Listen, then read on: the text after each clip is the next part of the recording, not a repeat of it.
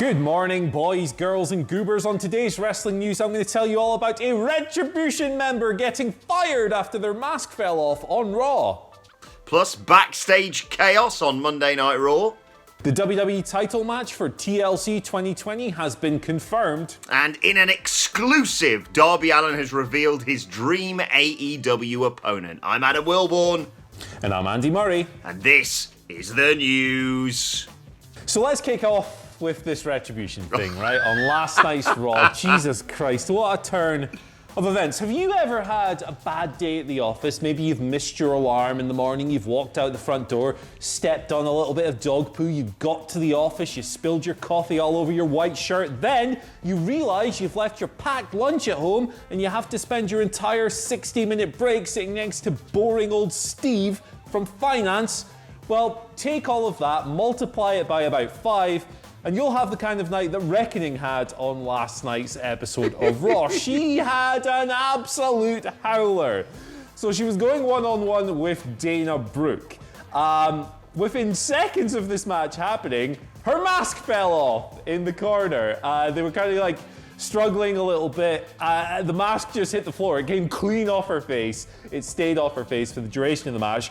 To be fair, I cannot figure out for the life of me if this was a mistake, which is funnier, obviously, or if it was planned, because if you replay it, it looks like Dana Brooke kind of swipes it a little bit. Either way, the mask fell off her face. As if that wasn't bad enough, she lost to Dana Brooke, Reckoning did, in 2 minutes and 15 seconds. And then to make matters worse, she got an absolute bollocking from Mustafa Ali after the bell, who said, and I quote, "There is no failure in Retribution." You sure about that, mate? Like, did you see the first few weeks of this stable? Did you see your first couple of matches together as a unit? I think there's plenty of room for failure in Retribution. But either way, the implication coming out of this was that things aren't okay between Reckoning and the rest of Retribution. Perhaps she's splitting away from the group. Now, earlier in the night, we should mention that Slapjack, I can't mention that name without Poppins. Slapjack beat Ricochet one-on-one, but it was kind of a weird, bollocky match, to say the very least. So Retribution as a whole doesn't look like it's going away, but maybe Reckoning's being... Adam Wilborn, unpack this mess for me, because I'm losing my goddamn mind. I'm really sorry, I can't help you with this one, Andy. What is going on? Lana pinned Shayna Baszler. Reckoning? Is that what Mia Yim's got? Who knew it was Mia Yim behind the mask, by the way? That she loses in 2.5 minutes by bloody surprise roll-up. Well, for weeks, we've been talking on the Raw preview about, like, I wonder when they're going to set up that match between Asuka and Reckoning for TLC, because that's obviously the direction they're seemingly going in. Nope! Loses to Dana Brooke. Loses the mask. Is, seemingly fired. And like you say, failure is kind of a part of the job description when it comes to Retribution! So, I've no idea what's going on, Andy. I will say, through all of this, you know, the mask falling off is objectively hilarious, but it's not quite as hilarious as Kane's wig falling off in Saudi Arabia, is it? So, yeah, exactly. You know, there's levels. But arguably, reasoning behind this as we transition seamlessly into our second story is the fact that yet again there was chaos backstage on Monday Night Raw with the script, according to Fightful Select, easy for me to say, submitted less than 25 minutes before the show began. Now, we've talked for weeks, if not months, if not probably bloody years, about how Vince or the powers that be backstage are always there making last minute changes or ripping up the entire script and starting again from scratch. Last night, of course, we saw some intriguing developments regarding the triple threat, which Andy's going to get into in a second. And of course, more spookiness with The Fiend, Bray Wyatt and Randy Orton. But I don't know how many times I have to say this, Andy. You have a week to prepare for this show. How are they? And I realise the argument is, well, I'm going global bastard and whatever you. But to our knowledge, there hasn't been a great deal of that issues in terms of that recently. And you have vague directions for all of your storylines. So why are they sat there less than an hour before they go to air, rewriting everything? And hence, why can they never advertise anything in advance? Like, you must vaguely know who you want to kind of face off against each other. Like the Symphony of Destruction match, or whatever it was called last night. I think they got tweeted out like an hour or two before the show. It's like, you must have planned in advance. You have to buy, pianos and bloody double basses and what have you. What's going on? God knows, but it seems like barely a week passes without some kind of report to this effect. Speaking of the Symphony of Destruction match, by the way, there's another Fightful Select report today as well. Jeff Hardy's okay after thank that God. bump. It seems that Jeff Hardy is okay. Obviously, he took that horrible, he did the Swanton bomb from the top rope, like half of him went through the table and the other half, like his head looked like it hit the bloody ring steps, but the guy is okay, so Good. Fortunately, let's move on from the crap parts of last night's Raw, right?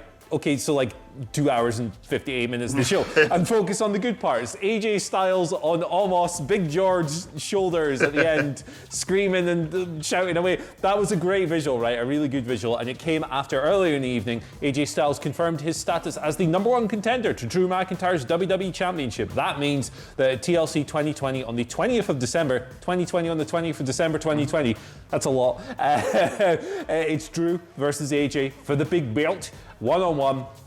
That should be pretty sick, right? Yeah. Strong heel versus face dynamic. Big George is obviously a factor now as well, looking lovely in that mustard coat. It's not mustard really, it's more like a mousy brown kind of. It's a nice coat is what I'm trying to say. Big George has an excellent wardrobe. Either way, I'm looking forward to seeing this match. AJ won the triple threat over just Riddle and Keith Lee with a phenomenal forearm to Riddle. He is the #1 contender. That match is going to be sick. TLC is usually a pretty good little pay-per-view, and this is a good start to the card. Yeah, I have to say, the right decision, as you said, to have AJ Styles win and face Drew in what's going to be a great match to finish the year off for the WWE Championship. And I thought that triple threat, as well as that spot you talked about, him berating Drew whilst being carried out by Big George, I thought the match was really enjoyable. And that, WWE, is how you have two people lose in a match and still look strong. Like, I don't look at that and go, Keith Lee's a loser now, or Riddle's a loser now. I thought everyone looked great in that match, and the right person won. Like, sometimes WWE is really not difficult, you see? Look, that was great. I really enjoyed that match, and I'm really looking forward to TLC. I mean, two potentially spectacular world title matches with presumably Kevin Owens versus Roman Reigns and Drew McIntyre versus AJ Styles. We're probably going to get, Sasha versus Carmella maybe at TLC, and then, I don't know, by the looks of it, Lana maybe? I've no idea what's going on with that bollocks. Maybe Asuka and Lana versus Nia and Shayna for the tag titles in a tables match? Oh, God. Weird. I've just put the pay-per-view over, but when you unpack it like that, at least the two top-level world title matches will kick ass, right? Exactly. Let's move on to our final news story of the day, and an exclusive here at WhatCulture. I sat down last night to interview Darby Allin, TNT champion Darby Allin from All Elite Wrestling, of course. That interview is going to be available in full as a podcast later on today. WhatCulture Wrestling, wherever you get your podcasts from. And Darby has named Matt Hardy as a dream opponent he would love to face in AEW. We were talking about his connections with Jeff Hardy. There's been a lot of comparisons drawn between Darby and Jeff, of course, recently. And then I sort of said, well, considering that, would you ever face Matt, considering he's in the company? And Darby said, dude, I am down. There's a lot of stuff I'd love to do with him, just on how I feel with the comparisons and stuff like that. There's a lot of stuff that I constantly daydream about. Everything is up in the air right now, but if anyone wants to step up and have a TNT championship match, I'd love to make it happen, especially a guy like Matt Hardy. What do you reckon, Andy? I feel like the vignettes would be enough. It would be more than enough for that, let alone the match.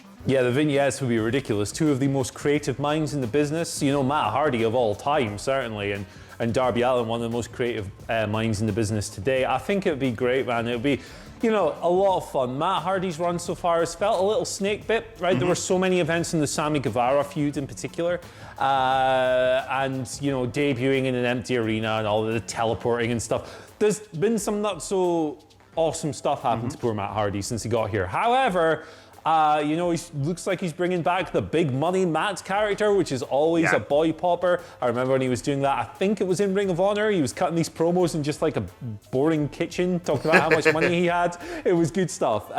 So yeah, that's something I'd like to see, man. Darby's a really interesting dude. So yeah, check that interview out later on today when it appears on our feeds. Yeah, we talk all about him winning the TNT title, winter is coming, and which legend he would love to see pop up in AEW so he could bend the ear of. The answer may well surprise you. All right, let's move on to our Twitter questions. At WhatCulture WWE, of course, if you want to get in touch with us. First question today comes from Angela Dawn, who says, which WhatCulture members are willing to make a bet that this Wednesday's episode of AEW will reach over 1 million viewers? Intriguing development yesterday, Andy, of course. NXT winning the Wednesday Night War. So...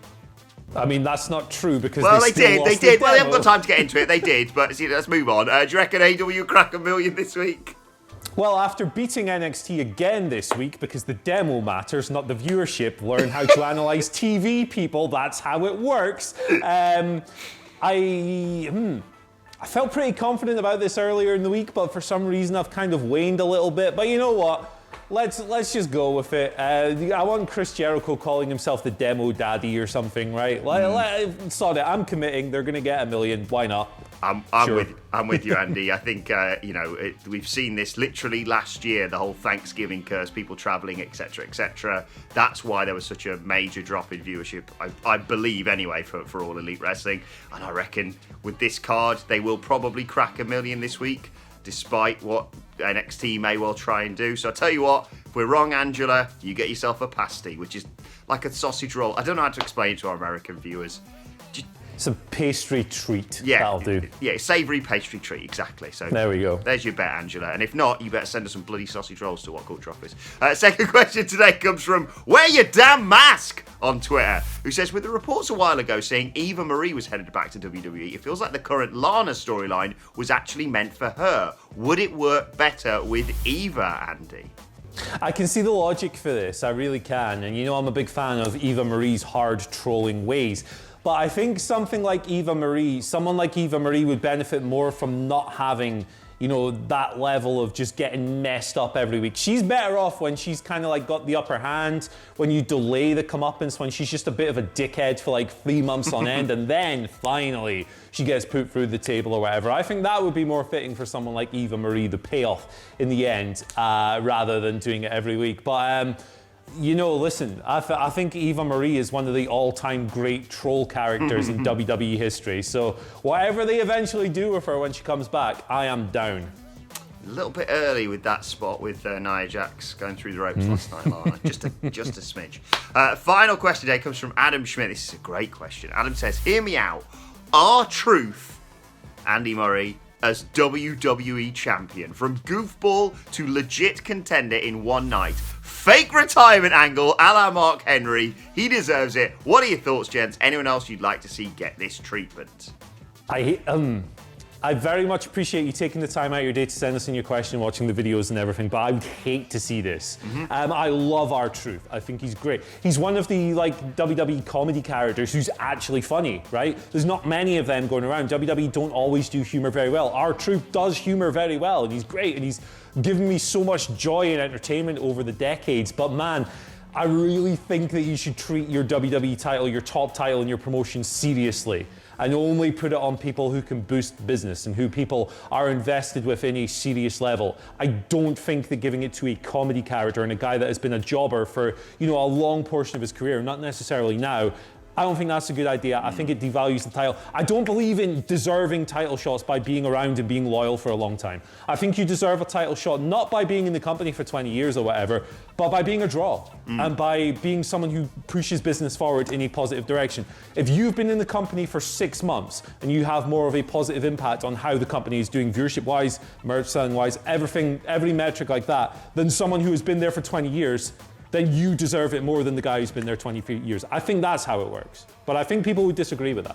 No, I agree with you, to be honest, on that one, Andy. I think, you could do something like this, but I wouldn't do it for the WWE title. No. Maybe the United States title, but then that seems a bit deep. I don't know. I also don't necessarily agree with a whole host of fake retirement angles, because then when people actually retire, you won't believe them. Having said all that, they should have put the title on Mark Henry when he fake retired, because that segment was spectacular and shouldn't have just been, oh, well, guess John Cena beats him. Stupid. Let's move on to today's and finally, and so nice of Bayley to step out from her normally quite humble status on Twitter to proclaim herself the number one wrestler in all of the land. Have you seen this, Andy? She tweeted this photo of her with Pro Wrestling Illustrated, her on the cover, number one, with the hashtag number one. Hashtag number one? What are we on about? With the number one shaved into the back of her head. And just like the conclusion of this tweet, damn, I'm so good. She's really started to, the transition to the heel character. Originally, it wasn't quite there. There were certain parts of Bayley's performances that felt like she wasn't totally assured, but that was washed away so quickly. Now, I think it's very hard-pressed to argue that, using the criteria that PWI uses, it's like kayfabe rankings, that she isn't number one. Like, who else would you have in that spot if you use their criteria? It's great stuff. I love seeing her run with it. I love seeing wrestlers run with stuff like this. Thumbs up.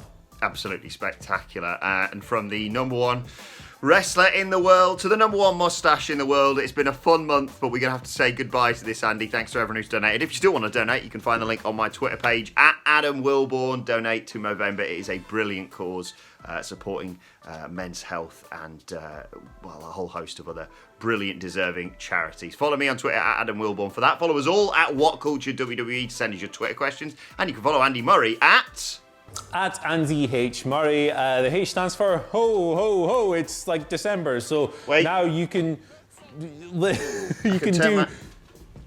There you go. Done? Hey, look at that. You can do that, right? What side are you on? I'm not sure, but you can do that with your jumper. You can sing songs. You can put up your Christmas. I put up my Christmas tree in November because take that, societal norms.